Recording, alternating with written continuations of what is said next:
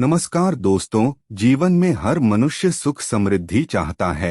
प्रत्येक मनुष्य अपने जीवन में चाहता है कि वह हमेशा आगे बढ़े। इसके लिए वह पूरी लगन से मेहनत करता है, परंतु इसके बाद भी कई लोग जीवन भर गरीबी के चंगुल में फंस कर रह जाते हैं। मनुष्य अमीर होने के सपनों के उधेड़ घुन में अपनी वर्तमान जिंदगी को कोसते रह जाता है, क्योंकि अज्ञानतावश इसके पीछे के कारणों को वह समझ नहीं पाता है। आइए आज के वीडियो में हम जानते हैं कि ऐसा क्यों होता है। आखिर क्या है गरीबी का कारण और कैसे गरीबी को दूर करें। यह सभी वास्तुशास्त्र में बताया गया है, वो सभी कारण जिससे उनके घर में स्थायी दरिद्रता का वास हो गया है और वह अपनी किस्मत को दोषी मानते रह जाता है।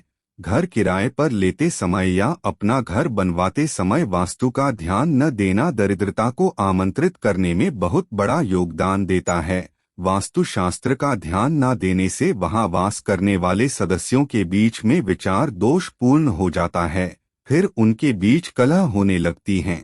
जैसे ही यह स्थिति उत्पन्न होने लगती है तो मां लक्ष्मी उस घर से रूठ जाती हैं, जिसके फलस्वरूप गरीबी अपनी जड़ जमा लेती हैं।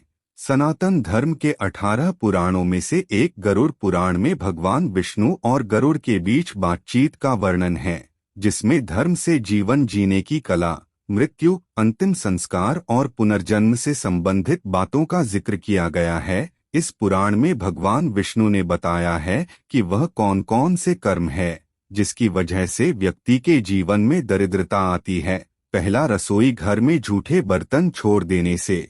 अगर हम रात को रसोई घर में जूठे बर्तन रख कर सोते हैं तो हमारे घर में दरिद्रता का वास हो जाता है।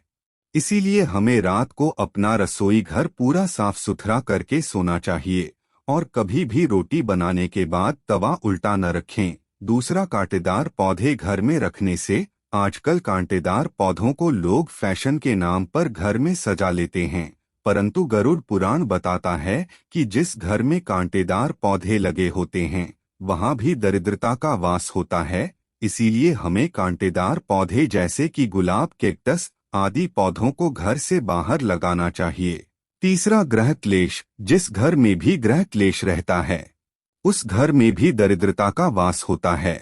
इसीलिए घर में लड़ाई झगड़ा नहीं करना चाहिए, हमें आपस में मिलजुल कर रहना चाहिए। चौथा, दीपदान। जिस घर में संध्या के समय अंधेरा रहता है और दीपक नहीं जलता वहां पर भी दरिद्रता का वास होता है। शाम को एक बार हमें पूरे घर में प्रकाश करना चाहिए और भगवान का भजन करना चाहिए। पांचवा, सफाई। जिस घर में गंदगी रहती है वहां भी दरिद्रता निवास करती है, इसलिए अपने घर में पूर्णतया सफाई रखनी चाहिए और कहीं भी जाले इत्यादि नहीं लगने देना चाहिए। छठा, मेले वस्त्र धारण करना। गरुड़ पुराण के अनुसार जो लोग मेले यानी गंदे कपड़े पहनते हैं, धन की देवी लक्ष्मी उन्हें त्याग देती हैं।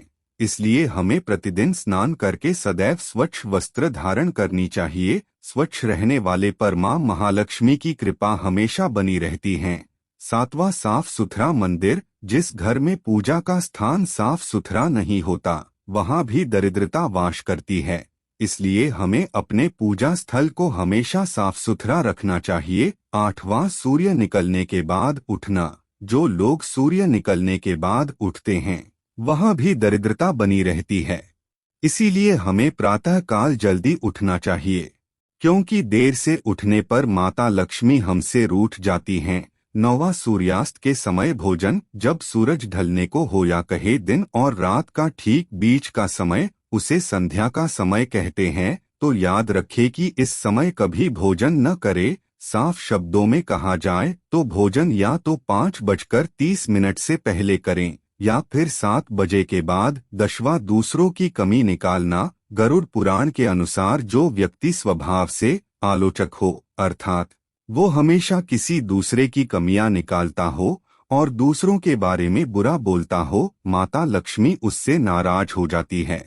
दूसरों पर बेवजह चिल्लाने या गुस्सा होने का स्वभाव हो तो इसे भी जीवन में दरिद्रता आती है। आइए बात करते हैं दरिद्रता के मूल कारण का। वैष्णव साहित्य के अनुसार लक्ष्मी जो दुर्भाग्य और दरिद्रता की देवी हैं, वो लक्ष्मी जी की जुड़वा बहन बताया गया है। हम सब यह तो अच्छे से जानते हैं कि लक्ष्मी जी समुद्र मंथन से प्रकट हुई थी, पर यह बहुत कम लोगों को ही मालूम होगा कि लक्ष्मी जी के साथ एक देवी और प्रकट हुई थी, जिनको हम अलक्ष्मी के नाम से जानते हैं। लक्ष्मी धन ऐश्वर्य सुख समृद्धि की देवी है और अलक्ष्मी दरिद्रता, चरित्रहीनता, दुर्भाग्य दुख की देवी है। लक्ष्मी जी हर किसी को मीठा एहसास करवाती है, इसलिए इनका संबंध मिष्ठान से है, और उनकी बहन अलक्ष्मी का संबंध खट्टा तीखा व कड़वा से है। इसलिए शुभ अवसरों पर मिठाई खाकर मुंह मीठा किया जाता है और घर को बुरी नजर और दरिद्रता से दूर करने के लिए घर के बाहर नींबू और मिर्च टांग दी जाती हैं। लक्ष्मी जी घर के अंदर जाकर मिठाई खाती हैं और अलक्ष्मी जी घर के बाहर नींबू और मिर्ची खाकर संतुष्ट होकर चली जाती है। अलक्ष्मी जी के कहे अनुसार मैं वहां जाती हूँ जहां लोग गंदे रहते हैं, गंदे ही वस्त्र धारण करते हैं, दिन रात कलह बनी रहती है और लोग अधर्म और गलत काम करते हैं। लक्ष्मी जी के कहे में वहां जाती हूँ जहां घर साफ सुथरे हो, जहां लोग सुबह उठकर भगवान की पूजा अर्चना करते हो, शांति हो, लोग साफ सुथरे हो, मैं वहां निवास करती हूँ। कैसे करें घर से दरिद्रता को दूर? मानव जीवन में रामायण जैसे पथ प्रदर्शक का अत्यधिक महत्व है। एक आदर्श सदाचारी, शिष्टाचारी, शांतिपूर्ण तथा मानवता का जीवन जीने हेतु रामायण का स्वाध्याय अति आवश्यक है। ऐसा माना जाता है कि जिस घर में रामायण का पठन पाठन या श्रवण होता है तो ऐसे घरों में किसी भी नकारात्मक ऊर्जा का वास नहीं होता और दरिद्रता उसके चौखट से ही भाग जाती है। अंतत डिजिटल इतिहास चैनल आपसे रामायण पढ़ने की विनती करता है। दान दरिद्रता को नष्ट कर देता है, शील स्वभाव से दुखों का नाश होता है, बुद्धि अज्ञान को नष्ट कर देती है तथा भावना से भय का नाश हो जाता है, जो दरिद्रता दुर्गति अज्ञानता को नष्ट कर देता है। उद्यम से दरिद्रता तथा जप से पाप दूर होता है। मौन रहने से कलह और जागते रहने से भय नहीं होता।